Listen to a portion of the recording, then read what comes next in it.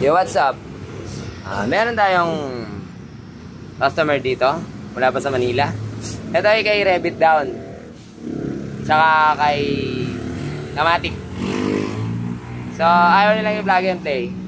Ipakalkal daw muna sa akin para sumagad daw yung pulley sa taas, sa yung belt sa taas, kumbaga maubos. So may paraan naman talaga ako dyan para mapasagad natin. Kasi kapag pinlug and play mo yan, hindi naman talaga siya sasagad. So sa amin kasi, sayang magiging additional kung may sasagad natin ang belt. So maubos ito. So yun, papakita ko kung paano yung gagawin ko dito para mapasagad natin. Dali lang naman eh. Gagamitin ko yung lalagay ko sa torno, tapos babawasan natin ng konti to. Tapos sa kanyang dry paste din, babawasan din natin ng konti para dumikit. Ito, sample ipakita ko kung ano yung ibig sabihin. Pa-video lang tayo kay Sir Reddit. Ito, pakita natin mga kapatid. Ito yung brand new. Brand new rin yung bagong model ng WF. Tapos, yung belt niya is medyo bago pa naman. Genuine. Pakita ko bakit nila ipapagawa. Actually, ginagawa naman talaga namin to kapag may nagpapaset. Pero ito, nagdala lang ng pulley. Ipagawa lang daw. So, diskarte lang para mapasagad natin. Kasi ayan, pag pinaghalit mo sila, ayun, ang daming tira. So ang goal lang namin is mapasagad man lang natin. Kasi ang WF is big pulley. Compare sa standard, mas malaki. Kaso kung mas malaki nga, tapos hindi rin naman sasagad, ba't bumili ka pa na mas malaki? So kung susukatin nito, 109mm to. Ang standard, 104. Maliit. So big pulley siya. So kung big pulley siya, ay, sira. Big pulley nga siya, hanggang dyan lang din naman ng sampa, ng belt. Eh di parang stock lang din. Pero hindi ko naman sinasabi na kapareho ng performance ng stock. Kasi ang stock naman, yung stock is 104 siya, pero hindi rin naman sumasagad as 104. So ito, sumasagad siya hanggang 104. Ibig sabihin, parang kalkal na stock. So, gawin natin full potential, magamit natin botong pulley hanggang sa pinakataas. Gawin natin doon sa torno. Let's go. Share ko na lang. Alright, let's. Yo, alright, update. So, dapat sentrong-sentro. Yan. Sentrong-sentro para makuha natin. So, ito yung ano lang, no? Sariling idea, sariling gawa. Hindi ko ibabaguhin yung degree. Kung ano man ang degree ng galing sa customer, so okay na ako doon. Ang ginagawa ko lang is ito para mas dumikit. So, no to bash. No to kung ano-ano pa baga. Kanya-kanyang diskarte yan. Kung may sarili ko idea, okay. Kung ayaw nyo itong idea ko, hayaan nyo lang. So, sige. Babawasan ko lang to. Yung sampa ng belt kasi is hindi naman umabot sagad dito. So, medyo mataas lang siya kasi hindi naman talaga totally hanggang dito sa baba. So, walang magiging effect dun sa belt o baka sabihin, masira agad. So, yun. Let's go. Tornayin na natin to. Ganyan lang naman yan. So, nilagyan ko sila ng electric tape para doon sa pinagipitan, di man lang bumarka. So, wala namang problema kahit mamarkahan yan eh. Nilagyan ko na ng tape para naman wala silang masabi. So, let's do this. Mga kapulido. Safe naman yan kasi makapal pa yung makapal pa yan bago makarating dun sa bushing.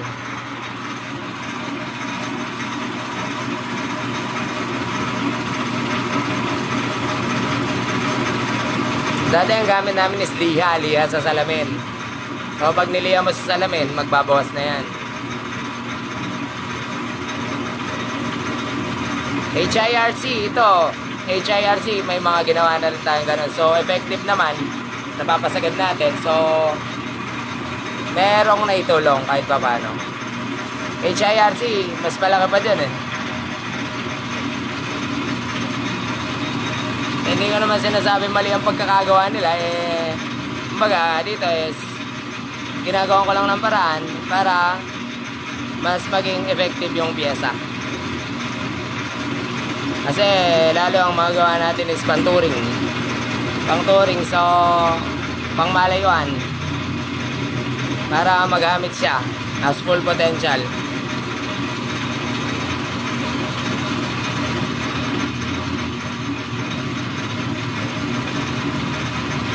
So ayan, dito pa lang ay naka dagdag sampa na tayo sa belt. Diyan pa lang ay makakadagdag sampa na tayo mga kapulido. So dahil nabawasan yan, syempre kung iisipin lang, dahil nabawasan yan, yung drive phase is mas didikit. So pag mas dumikit yan, liliit yung space dito, mas aangat yung belt. Tama, di ba? Kung iisipin lang. So dito naman ako sa drive phase. Usual yung mga drive phase, kung makikita nyo, mayroon silang parang magic washer. Ganun ang gagawin ko dito. Magtitira ako sa gitna para maging magic washer. Alright, so last, dito tayo sa kanyang drive phase. So, ang gagawin ko lang naman dyan, babawas din ako dito, pero magtitira ako ng pang magic washer na. Let's go! So, parang oblong na yan, tape lang yan ha. Iwan tayo ng 1mm na magic washer para papasok yun dito. Dito, papasok. Para sila ka lang ng bushing. Yan. Atras. Bawas ulit. Konti. Ayan. Tamang-tamang pa konti-konti lang. So, to make the video short, finished product na lang mamaya. Tapos, pakita natin kung hanggang saan na yung belt ngayon. Kasi, memory full na aking mumura yung cellphone. Yeah. Alright, so bago natin tapusin to, tapos ikabit natin. Tingnan natin, ito test drive. Tapos lagyan natin ng marka kung dumulo na ba or sumagat na yung ano. So hindi ito sa pilitan, sariling diskarte lang. Kung gusto nyo, alright. Kung hindi, alright din. So pinagalit ko na sila ulit. Lagyan natin ng belt. Ayan, ito na yung kay Revit down. Sagad na. Ito yung kay Kamatik. Mickey Allen ng Caloocan. Alright, o yan o. Parehong pareho. So, ikabit natin dun sa motor ni Sir Revit. Itotono rin syempre. Hindi naman porke ganyan na yan. Eh, yun na yun. So, kailangan natin magtono. Hindi namin alam kung ano yung bola para sa inyo, anong spring para sa inyo. Patono nyo ang motor nyo para malaman nyo kung ano yung bola para sa inyo. Okay. Alright na. I-update tayo mga kabulito. So, nilagay na. Nasarado na. Yan, nilagay ng marking dyan. So, pag nabura yan, hindi sa understand ha, patatakbuhin natin sa kalye. So pag nabura yan, ibig sabihin napasagad natin yung belt. Dagdag transmission ng motor. So yan. Yan ha, yung kinatay natin, ay kinalgal natin kanina. So sa center stand nga naman, kung sa center stand mo tapos bibiritin mo, angan nga naman talaga yan. Pero mas okay, actual natin patakbuhin, tapos silipin natin mamaya. Yun, testingin na natin yung kinalkal nating pulley. Layo no, nagpakalkal lang si Sir. Taga-tagig pa, tapos sinabay lang yung pulley ni Mickey Allen, si Kamatik. So tapos konting tono, tuning. Siyempre ginawa natin to, kailan ba? June. So, October na. July, August, September, October. So, 4 months na. So, pumunta siya dito. Ito na tayo gilid. Check up. So, yun. Nagbago rin siya ng pulley. 63 pin. Tapos, so, kaya natin binuksan to nung June kasi yung nireset natin na dati niya sigunyal. Dati niya sigunyal is nireset lang natin head. Yung sigunyal niya may mga tanim. Nagsipagtakas. So, yun.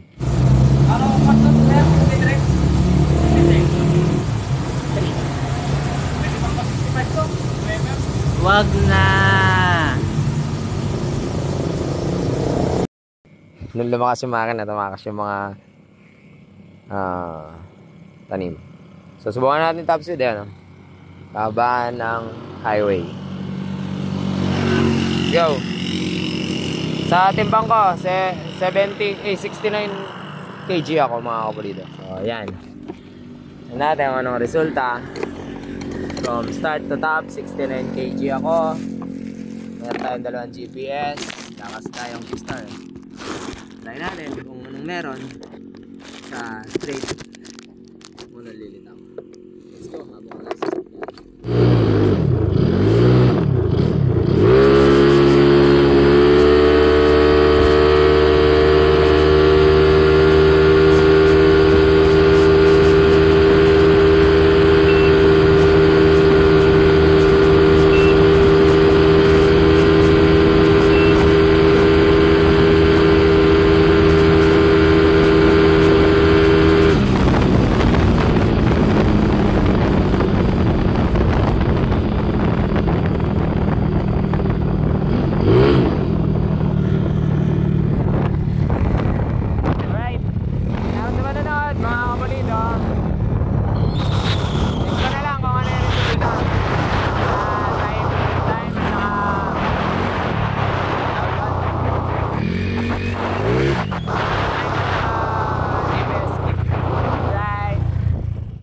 Alright.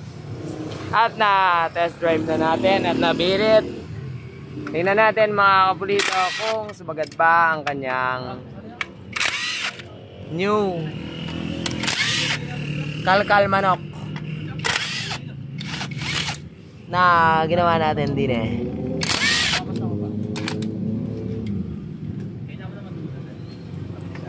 Ay, yun. Hopya, ay, malinis mga kapulido.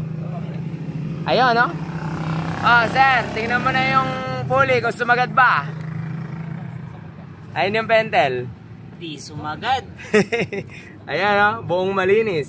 So, sumagat siya mga kapulido. Ayos, na may nakatulong ito. Munting video sa ating industriya. Kung gustong gayahin, alright. Kung ayaw gayahin, huwag nyo na i-bash. Kanya-kanyang diskarte yan. Salamat sa panonood mga kapulido. Sumagat, syempre, pulido yan. At Genrix.